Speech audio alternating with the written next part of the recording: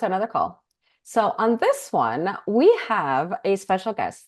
His name is Michael Padurano. And let me tell you a little bit about him. So, he is a living embodiment of transformative growth and inner balance. So, Michael stands as a testament to the journey from extremes to equilibrium, all while embracing his definite purpose, which is to elevate humanity through knowledge and understanding. So, grounded in his objective truth, Michael shares his vulnerability as a means of guiding others towards their own answers, solutions, and healing. His unique approach guides individuals towards uncovering their own truths, encouraging them to find answers within themselves.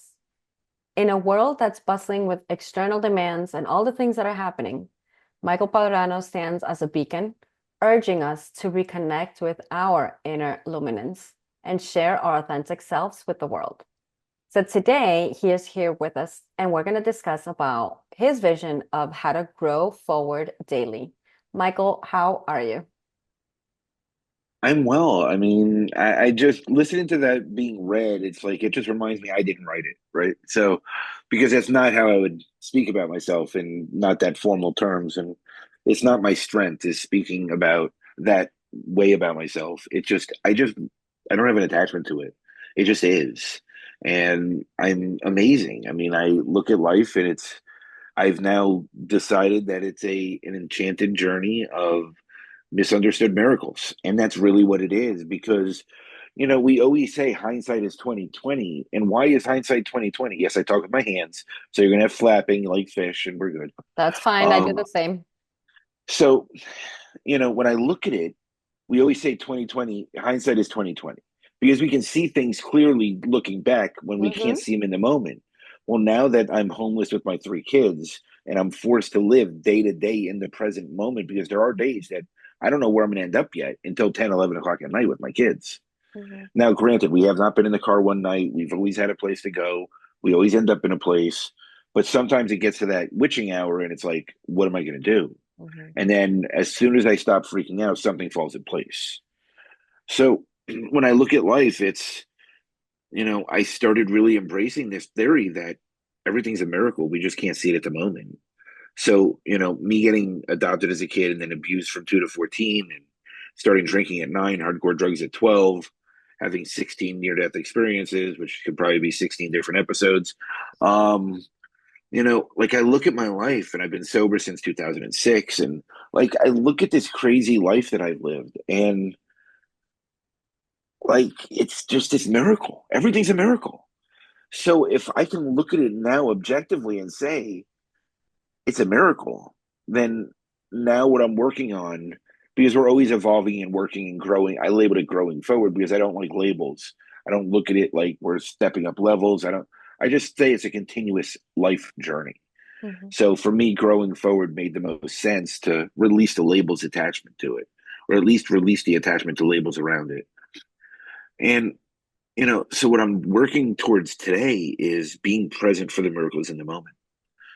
And that phrase just reminds me of it Right. because the reality is, in hindsight, we see it. We always usually see it.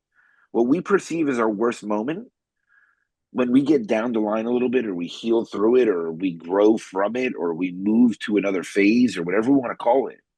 When we look back, we say, "Wow, that was really a gift."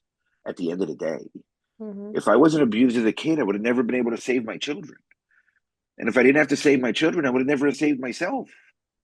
Because up till 41 years old, I never said I loved me. I never once said that I loved me. I actually loathed me. I spent most of my adult years showering in the dark because I couldn't look at myself. Not physical appearance. I just couldn't even look. I didn't want to see myself. I didn't want to be myself under any circumstances. But when I got physical evidence of my kids being abused February of 2020, and I got in the car with $3.76 to my name and drove to Arkansas, don't know what the hell I was thinking, but I did it, right? And I got there and I got emergency custody of them by March 6th. It took 11 days. There's many episodes that can be found all over the place. Just type my name and I'm the only one with this name in the whole world. There is no other Michael Padurano because the name was spelled wrong at Ellis Island. And in that part of my dad's family, I'm the only Michael. So if you spell Michael Padurano correctly, you will only find me. There's a YouTube channel, LinkedIn, my websites, everything. You'll find me everywhere. But it's, if you go back and you listen, like shared my journey live for the world to see, crying for 6 months straight, the anger, the grief, the frustration, the misery, the blaming, the shaming, the guilting, pointing fingers at everybody else. And then over time through that healing journey, it shifted to accountability, self accountability. I don't need anybody to be accountable for me. I need to be accountable for me. So when I speak to people, is my goal is to inspire them to be self-inspired and to empower them to be self-empowered. I want to give gifts that nobody can take away unless they choose to give them away. So the tools that I've created, the program that I created around it, is the tools that I use in my daily life. I still use them regularly. Maybe not daily, but as often as needed. And trust me, my 7-year-old throws it in my face if I don't. Dad, you're in a mood, go write a self-forgiveness letter. Dad, you're in a mood, go meditate. Dad, you're in a mood, go journal. They know all the stuff I do because I share transparently with them. So it's this beautiful journey together. And I went out there, I always say I went out there to save them, and I accidentally saved myself. And there was phases. I went from loathing and hating myself to the first time saying I love myself. Then a year later, for the first time, I felt in love with myself. Went into that egoic state where I knew it was best for every person on the planet, and I knew it was best for everyone. There's the kids coming back from dinner, but you'll see the tag along the trail of the children walking behind me in the blur. We're in a hotel, so I blurred the background. I never usually blur Okay. anything, but it's a little bit of chaos. So, but when I look at this, like the transitions, and then when I started correlating it, and first my self awareness is really dirty when you first step into it. You see the piece of shit you are. No surprise, people. You're really a shitty person. Until you become aware of it, you're not. Like, this is the reality. Like, you have to unlearn and relearn the patterns and behaviors from your life. Every single thing in our life has created our patterns and behaviors. And until you become self aware, you don't know that they even exist. Mm-hmm. And the easiest example, I know I'm on a tangent and I haven't shut up yet, I don't think. And, I apologize for that. If you want me to stop, I will. But I'll interrupt um, you. No worries. Go no, ahead. there we go. We got this down. We're the South Florida way. We're good. Yep. Um, I get it. It's all good. Like when I look at this though, like I was raised to always tell the truth to my parents. But if I ever told anyone outside of the house what happened in the house, then the abuse got worse. And it wasn't always physical abuse. It was emotional and it was verbal and mental. And it was my mother abusing me, not my father. My father was emotionally unavailable, nowhere to be found, which led to more of my mother's misery, which led to more of it being taken out on me. Mm-hmm. It just became this situation where my what I believed honesty meant was white lies, omitting information, and telling convenient truth. But that's what I thought honesty meant. Mm-hmm. So I thought I was the most honest person on the planet. I was a lying sack of shit scoundrel. Like I really believed I was the most honest person on the planet, lying to everybody. Mm-hmm. Most of all myself, until I learned what it really meant. And I became honest with myself. And that's why today, if somebody asks me, I live transparently. There's Mm-hmm. a very large difference. Mm-hmm. Right. I hide nothing from myself or anyone else. I'm homeless. I'm living in a hotel with my 3 kids. They always have a roof over their head. They're always fed. They're always clean. Like, but it's not ideal for the world today. Right. But I gotta say, there's freedom that's come with it also. Right. I'm not locked into a place that I don't want to be. I can literally live anywhere based on business and where it grows and evolves. Like there's amazing gifts that come from it also. I can't move. I have to wait for my kid to do this. I can't move. I have to wait for my kid to do this. I can't move. I'm tied into a lease. I don't have any restrictions Right. Let other me than let my me car has three wheels and a donut. So I don't know how far we'll get in life, but we'll try. but it's at the moment, and that's actually what I Mhm. wanted to say because everything that you're sharing and what you literally said about being present, so you know that I write things down. So being present is the miracle of that moment. It's Mhm. just like, I don't know if you've heard of A Course in Miracles, but literally that's what Mhm. the definition of a miracle is. It's a shift in perception. Mhm. And one of the things that I absolutely love about what you're saying is even though we're going through the hard things, even though you're going through the homeless, even though you have the car with the wheels like that, even though all of those things, you're still able to shift your perception, Mhm. thus creating a miracle. Because the problem, or the way that I see it, is not exactly a problem. The definition that a lot of people have for a miracle is this big, divine, angels choir, the sky will open up and everything. And no, yes, that could be a miracle. Many different things can happen. But in our human mind, it's that shift. It's being able to, what are the things I can control? And I can control my perception. But then that also piggybacks on the fact that you just said you thought you were being the most honest person in the world because that's what you believed honesty was. Mhm. And many people go around, and I'll include myself because I am no different than anybody else. When we have a perception of something in our mind, unless we actually come to the realization that there could be another definition, there could be another way, we actually think that is what it is until we learn differently. And it's a matter of letting that ego go, humbly or kicked in the butt. We let it go. And when we realize, okay, maybe that wasn't the way, or maybe that wasn't the thing.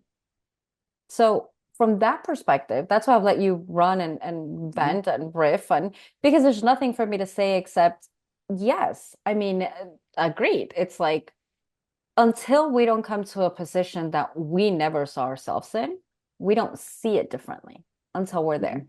So I absolutely love that about you. And the other thing that you said was that the abuse wasn't only physical. There's a lot of people that don't realize still to this day that verbal and emotional abuse is abuse. It's worse It is. It because really the is. bruises heal. The Exactly. words, I can still tell you the exact words that stick with me more than anything. I wish I could return you, but your biological family didn't want you either. Yeah, I and started hearing that it's at 2 years old. yeah, and it's how do I say this? There's different degrees of what we would call abuse because hearing something like that Mhm. obviously is a form of abuse. And yet also hearing different things. So I'm going to take it a different level. Hearing different things that we believe we understood one thing, and then we create that belief. And then the abuse comes from us internally that we keep telling ourselves, ta ta ta ta ta ta. So we're doing emotional abuse on ourselves all day long, thinking that that's the way life is. Could you talk more about that? Like, how do you see that? Our only limitations are the ones that we accept or the ones that we put on ourselves. So when somebody else is imposing a limitation upon us and we accept it as our limitation, then we own it. And when we create our own limitation, then we own it. Somebody putting a limitation on us and us not accepting it and breaking through it isn't overcoming, it's Mhm. accepting our truth and who we really are. We are limitless beings that allow the world to shrink us and fit into whatever box they want to fit us in. That's one of the reasons I am so against using labels. Labels are great for a simplistic understanding, but humanity has really gone to the extreme laziness with it. They put Mhm. people in buckets. They assume everyone's the same if they fit into one category. Mhm. And that's not fair nor appropriate. There's 8.2 billion people. Every single one of them has their own experience. Mhm. Every single one of them has their own perspective. Every single one of them has their own truth. And every one of them is right for them. Right. Like, I can't, I've shifted my verbiage so much that I never say I understand anymore. I say I can relate to understand. Because the reality is, Okay. my three kids grew up in the same house. They were abused by the same two people. They had their each individual experiences, and they both, all three, both, I love that, 2 out of 3, all three of them reacted completely different from it. So I have this test case in my own house, Mm. and it's opened my eyes to so much because they all have their own truth. Right. They all have their own perception, and it's their truth.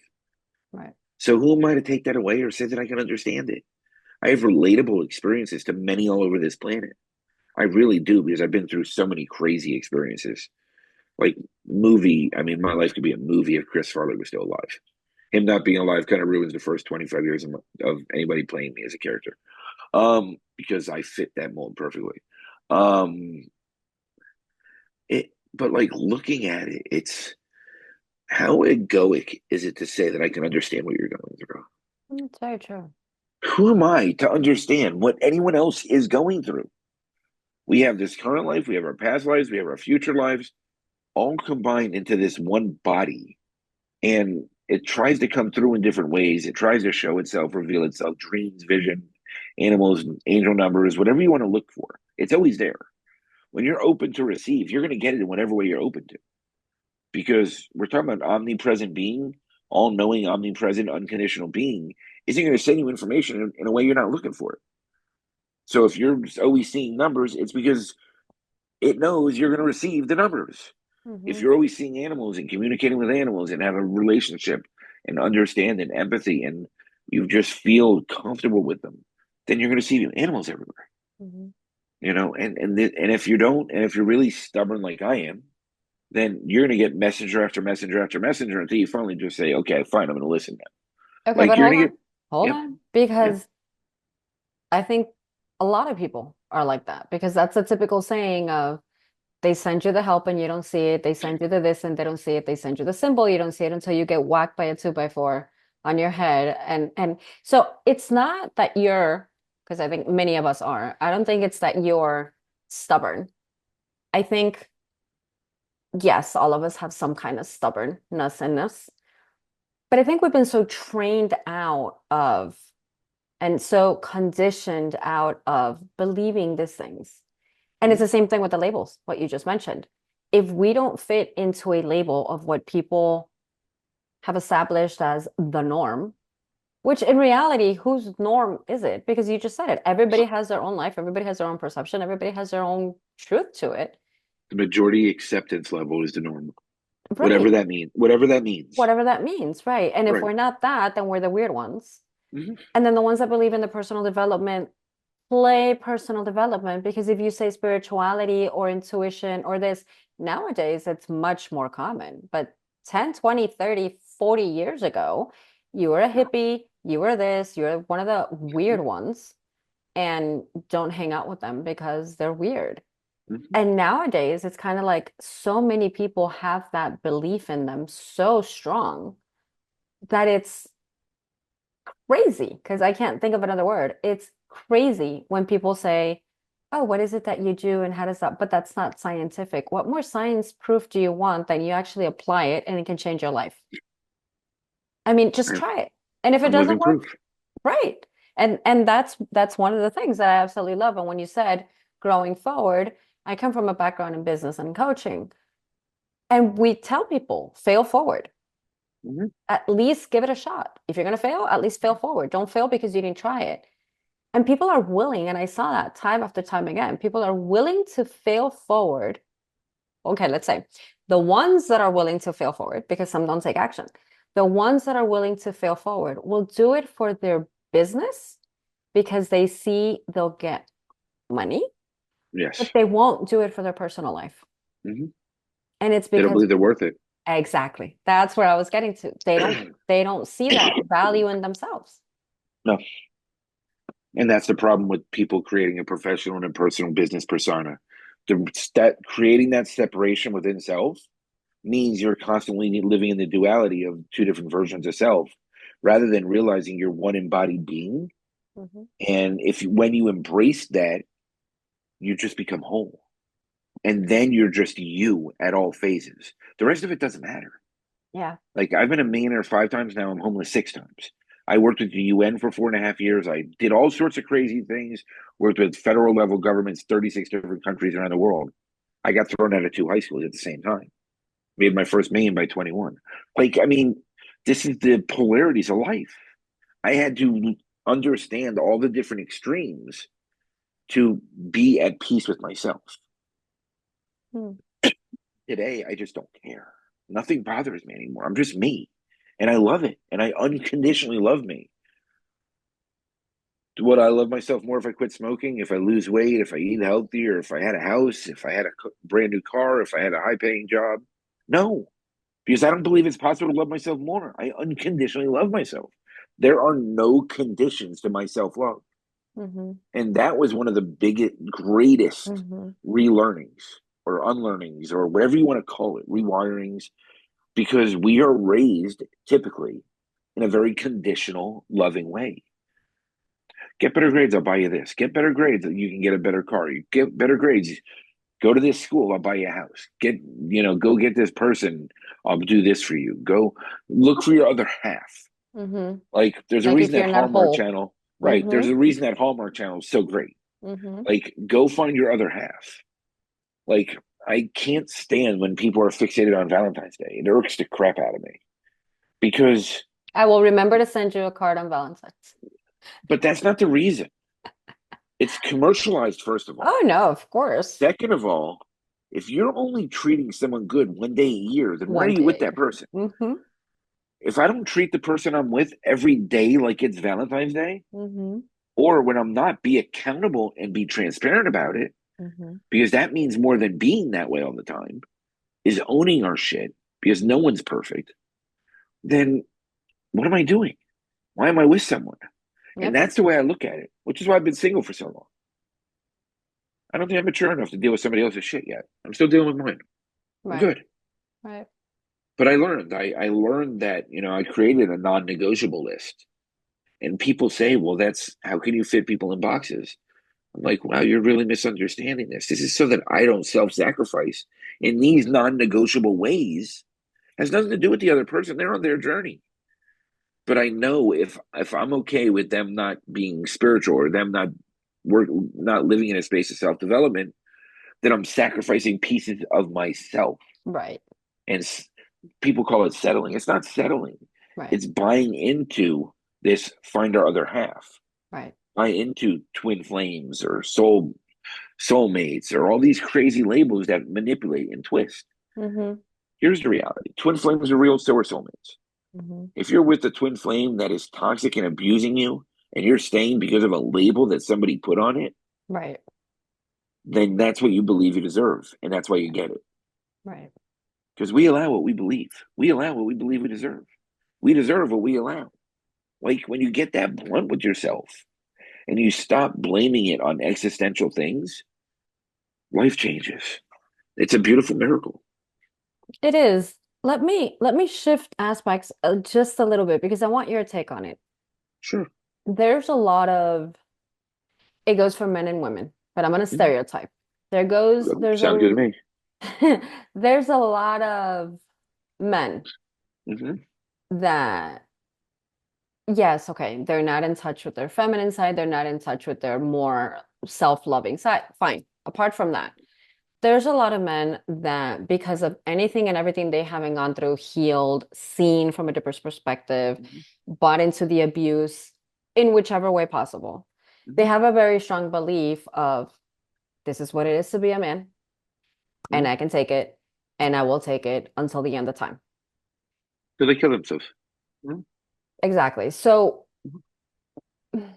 everybody needs to change on their own. I mean, I'm not saying what can we do to change them because that's everybody's journey. Like you said, that is a journey that they're on, and maybe that's what they came in this life to experience. I'm not to say that. My question to you is Mhm. if, again, it could be men or women, but I'm using the example of men. That's fine. If a man is Hmm. listening to this right now and literally says, all right, what do I got to do? What do I got to do to change? What would be the first step or the second step? Or what would you suggest them to do to be able to see things maybe a little bit differently? Does that make sense?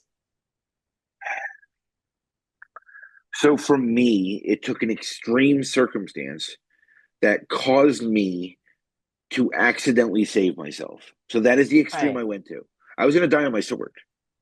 I was going to be the one dying on my sword. And trust me, I tried to kill myself. It didn't work. 16 near death experiences.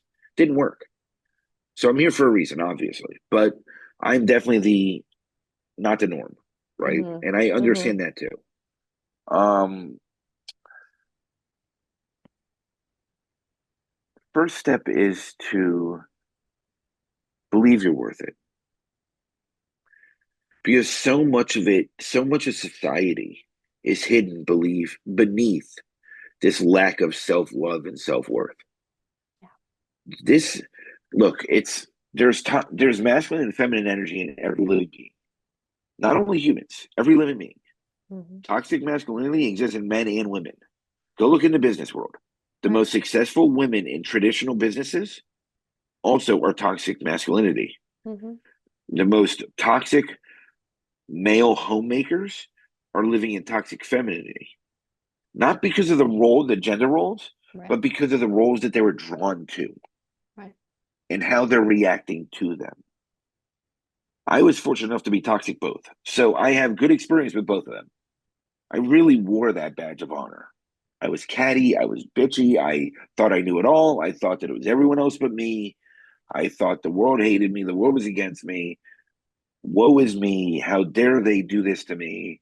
And now I'm homeless and I'm just loving life. I just don't care. Hmm. Like, this is the real world transition. This Hmm. is a product. Go to my YouTube and watch the hundreds of hours that are there. Go Hmm. back to March of 2020 that you'll see on there. You will see me cry for months, be angry for months. You've got to work through your shit. Male, female, both. I don't care what you identify as. Doesn't matter to me. Like, it just doesn't matter.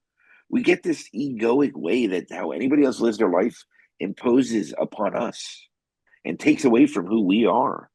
Right. Holy shit, stop living everybody else's life. It's hard Right. enough to live your own. Right. And Don't the hate thing is, yourself they've so much. developed a life. I'm sorry, the Uh-huh, thing is that they've developed a life where that's the only thing they recognize. That's the only thing uh-huh, that they see. They're like, I'm not living their life, but this is the life I have to live. uh-huh. And that's why I'm asking, because it's not just one person that I know like this, it's many. And Uh-huh. again, the majority are men, but I have heard this from women. And it's So, sorry, go ahead. I apologize. I didn't mean to cut you off. no, it's okay, it's okay, go ahead.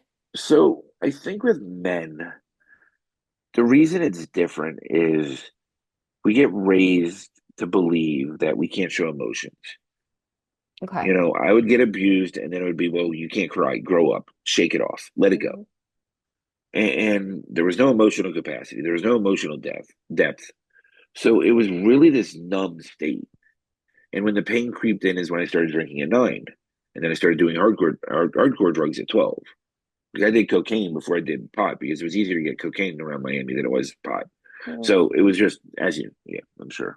Um, I never did, but I know what you're talking about. but, that was a life. Hmm. And I chose that to escape. And I kept up in the ante. Like, whatever it was, I upped the ante. And I went to the extreme because I didn't Right, care what the end result was. right. Because it was about that numb feeling that I was raised to have. And Hmm. when it kept boiling over, I chased whatever I could chase to numb it. Whether I Right. was a porn addict, whether I was a sex addict, whether I was a strip club addict, whether I was a money addict, and I chased money to no end, and because it never fulfilled me, I always lost it. I didn't care. Hmm. It was never about the thing. It Hmm. was about the chase and the proving to myself that I had a worth. Hmm. At the end of the day, when I deconstruct my upbringing and I deconstruct my personal experience, I lived in my wounded feminine energies for so long because I didn't know how to handle my wounded masculine energy. It was never shown to me. I never saw a healthy example of it. Hmm. So it was a very arduous journey, but it was by far the greatest experience I could ever imagine. I stopped chasing. I stopped relatively giving a crap what the world thinks. I just don't care. Hmm. Like the But child it's to a services point that person. you don't care in a good way. It's not that you don't Uh-huh. care in a, I don't care, life can go to hell. No, Right. it'll be fine. Yeah. I just don't care. Like I've now had 3 child services cases open against me. And the woman loves talking to me because she's like, I've never spoken to anyone that has had 3 cases in a month open against them that's in your mindset. She's like, I have zero worries about you. Hmm. Your kids are always clean, they're always bathed, they're always fed, they always have a roof over their head somehow, and they're always at their therapy appointments, they're always at their doctors. Like, there's nothing I can say. Hmm. Like, I'm closing case after case as they open. I just have to let you know that they're open again. I had my ex open one. I had the school district open one because I'm not backing down to them. And a lot of it, and so here's a harsh truth too: the school system is creating a lot of this Hmm. because it wants you to be numb. Yeah. They wanted to institutionalize my 12-year-old son. They wanted to sedate him and drag him in class. And I said, absolutely not. Oh, well, yeah. And now that I refuse to do that, they're threatening to throw me in jail for truancy. Right. Right. And they obviously haven't learned yet that I'm the wrong person to threaten. So Right. And we go back to the when you don't conform to the labels and the structures, you're the weird one. And 100%. that's why all of this is happening because many times have I said on the show and just on my things, yes, school systems are a system. They are Hmm. meant they're not meant to be educational as they No, are so well conformity. commercialized. Right. They're Um, conforming. They're systems of, I don't know what the right way to phrase that would be. Conformality. Is yeah, and that a the real thing is word? when it is today. But the thing There is, you the go. idea of it sounds Mhm. good. The idea of it is, of course, you send your kids to school and earn. The idea is you want a better life for the kids and through education. The idea of what the school system sells is a great idea. However, when you go back to look at when schools and when the whole thing, the systems began, Industrial Revolution. it was literally for the Industrial Revolution. Right. It's to teach everybody to Rockefeller, not think. Morgan, Right. Rockefeller, Morgan, and Mellon, and they all came together and they created the education system for factory workers so that For they knew their factory left from right. workers. They knew they got used to working 9 to 5. They got used to Hmm. being occupied during the day. They could do basic functions and exist and be a part of a system without questioning it. Without questioning it and without Uh huh. growing stronger or further. Uh huh. And that's the part that, again, with the talk show, with everything that I do, that's the part that I want people to realize. It's not take our word for it. Go research it. Hmm. It's the information is out there, but we're so, I don't want to say in the box because I don't even believe there's a box anymore, but we're so told this is Hmm. how society works that Uh-huh. people don't question. They blindly believe anything that they're told. And that's part So, of what waking up. It's be curious, question. Why do you even do that? Why? so I have a real on the spot question for you, and I'm curious, and I'll explain to you why. So, I was raised as an upper middle class white male Hmm. to be extraordinarily codependent. Okay. Everything was codependence. Hmm. Most people that I've met that come from different ethnicities, okay, Hmm. seem to be raised to be hyper independent. Hmm. Is that true for you? Yes and no. And I'm going to answer this way. Yes, because as a minority Hispanic and as a minority woman, Right. um, I was always raised with and my mom was divorced when I was one. So it was like the single mom type. Yes, you can do anything that you want and you learn both languages and you do this and you do that and you will succeed and you will be independent and you don't need a man. No, because I happened to be the smallest child of all of them. So I was babied and I was princess. And without anybody's fault, I was grown into a very codependent woman because everything was done for me. Absolutely everything was done for me, and anything I wanted, I got. So it took me a while. It took me a very, very long time. And I'm not gonna lie, it wasn't even that long ago. It took me a very long time to actually say, shit, this independence thing that I think I'm doing isn't actually, I'm still being dependent here, here, and here. So it wasn't because of the culture. Because of the culture, yes. But because of my personal upbringing and my situation, it was a slight, oops, I screwed up there, but it's okay. But I've enjoyed my life, so I can't even complain about that at all. Well, and again, there's not a complaint. It's objectively looking at things so that Right. we can understand the patterns of behaviors. Mm-hmm. Because if you can't look at this and say, my parent did this Mm-hmm. and this harmed me because of this, Mm-hmm. but it's not their fault because they did the best they could. Mm-hmm. Right. Like that's the reality. My mother, it's not her fault she abused me. Mm-hmm. She did the best she could. Her Mm-hmm. mother abused her, Mm-hmm. and she was feisty, and she was a tomboy in Brooklyn in the 50s. Like, so you're talking about a ruthless woman who protected her two brothers, older and younger, like in Brooklyn in the 50s. So like it was a different world, different mentality, and nobody. That's just what she led with was this fierce rage and anger. And again, the physical side was torturous at times, but nothing was as bad as the verbal and the emotional and the mental abuse.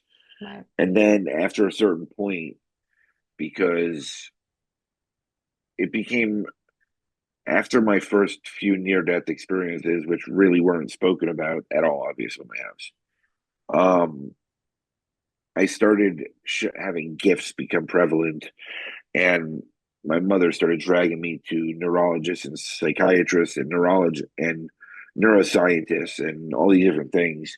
And eventually we got to one that did brain scans and looked at my mother and said, "This kid is really special. You need to stop. You just need to stop." So from that 14 years old and on, it was pure gaslighting. Why are you not Mm, living into this? You're so unique and you're so special. Why mm-hmm, aren't you doing the best? Why aren't you doing this? Why aren't you doing that? mm-hmm. And now you're telling the kid that you beat down for the first, for the last 12 years, to the point where I was so frustrated with them. I got straight F's two semesters, 2 quarters in a row, so that they'd never asked me about a C ever again. Oh, wow. I was that kind of stubborn. Mm-hmm, And my parents' version of grounding me was keeping me in the house because back then we didn't stay in the house. mm-hmm, Like, you can't go outside, it was punishment. mm-hmm. We didn't have 100 TV channels. We didn't have internet and streaming. We didn't have that crap. Like we had Nintendo NES and Sega Genesis, and you thought Echo the Dolphin had the best graphics in the history of the planet. Like, but that was the world then, right? It was a Yeah, different it was a world, different world. Yeah, and but that was the punishment was keeping me inside, and it was torture. right. But I did learn how to rebuild computers, which then eventually I got in trouble with too, because yeah, it became an issue. But that's besides the point. I got expelled from 8th grade from my public school system for putting porn on all the computers and Oh, destroyed the whole school's computer. I put it in the batch file, so it was like one of the first video porns on a floppy disk at the time.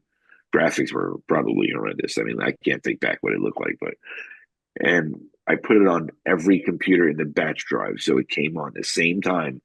Every computer in the whole school. and that's They the thing. started So to, you learned how to do it and you're able to do it and you just go ahead yeah, and do it. And I think that's part yeah, of what you just said, the extremes. yeah, You learn something that's good, you use your brain for it, and then you get to choose. And that's with everything in life. You get to yeah. choose what you do with it. Well, I was taught negative attention was the only attention. Yeah, So that's what I lived into in every way, shape, and form. I was a horrible husband. I mean, I wasn't abusive, but I was not present. right, I was not present. I was a horrible father. I wasn't present there either. right. I was nurturing when I had to be because I was in my wounded feminine. Mm-hmm. My ex-wife had no feminine energy prevalent anywhere. She was wounded and harmed and all those other things as well, which is why we got along so well because we were both so broken. And I was the one that would get up with the kids and take care of them in the middle of the night. I was the one that I kids were my everything. Like Mm-hmm. that's what I wanted was my kids because I felt like I was never going to do it right for me. So my only chance to do anything right in the world was for them Right. and And with I them. and I know we're running out of time though, but that kind of takes us back to the beginning. By Mm-hmm. saving them, you saved yourself. And sometimes Right. 100%. let's not it's not exactly that it's their choice. Let's not wait until something like that happens, but let's be aware of the signs and just literally see what you can do for other people because sometimes these situations come up to show you what you're needing, missing, healing, etc. So it's not a matter of I did this for them because of them, while consciously you did. It was meant to help you as well, because that's what woke you up or shook you or made you change. Well, looking back at it, the hindsight is 2020 thing, right? It showed me interdependence at its finest because I could have never have saved them if I didn't save myself first. So Mm-hmm. saving them was interdependently connected to me independently saving myself first. Right. And I would have never had the fortitude to survive 19 months through COVID in the middle of nowhere, Arkansas. Mm-hmm. Like literally middle of nowhere, Arkansas. I would have had Mm-hmm. no shot. I was by myself. I had COVID 3 different times. Like it was insane. Mm-hmm. And I was with them, just me and them in the woods, like just about the woods, literally. And It maybe was that's crazy. exactly what you needed. At the time, I thought it was my personal hell, and looking back, I call it my healing oasis. Yeah, Um, that usually happens. it is right, and that's that whole misunderstood miracles thing. That's the reason I live by that phrase now, because it's really an enchanted life of misunderstood miracles because we usually aren't present enough to see it at the time. So when you start shifting your perspective to looking at it that way, you Right. start seeing everything for the miracle it is. Right. Waking up is a miracle. 150,000 people die every day. It's 400 trillion to one scientifically that would be a human being Hmm. at this specific time. So Hmm. there's miracles everywhere. Just Yeah. stop ignoring them Yeah. No, and then for sure. redefine what it means to you because that's what you have to do also. Yeah. Very true. So And at every stage of life, it's very different. So what could have not shown up for you as a miracle at one point, you might see it differently nowadays. So yeah, completely. Well, 100%. Michael, thank you so much for your time. I know we're running out. I love the different aspects that you bring. And that's why I loved having you on the show and bringing you on the show because it's not, and I wrote it down, the enchanted life of the misunderstood miracles. Because in a nutshell, we think we know, we don't know anything. We're just misunderstanding everything until we get a different perception of it. And then at some point we'll get another perception of it. Uh-huh. And everything is a miracle. So thank you It's for about the reminding moment. us that. It's about the moment Yeah, because what you think now isn't what you're going to think 10 moments from now. right, And you don't have 10 moments ago. It's already gone. right. You Yeah. have this moment. This is my focus. This is my moment right now. Hmm. I really appreciate you. This was amazing. Thank you Yeah. so much. The same. Where can people reach out to you? Where can people find you? Just you can Google search Michael Padurano, and that's it. And if you find my DUI photo from 2004, it was May 4th, 2000. No, May 4th. If you find the photo, please send it to me. I want it. I can't find it anywhere. So if they're I lucky was a enough to find it, you haven't yeah, been able to I was find a it. train The wreck. man No, who was I able to put porn on a floppy disk can't yeah, find the photo. and no, I can't Okay. find it anywhere. I don't know why. I had hair. I was a mess. It was like it's hysterical. I want to show my kids. I wanted to be a poster on the wall. My proudest moment. Okay. It was All another right, everybody. misunderstood miracle. Yep. All right, But just everybody. Google search me and I'm everywhere. LinkedIn is my primary network and Okay. Instagram and eventually it'll get all the way down to Facebook, but I'm not really there. Okay, great. Well, thank you again for joining us, and thank you, everybody. Bye. Bye. Thank you so much.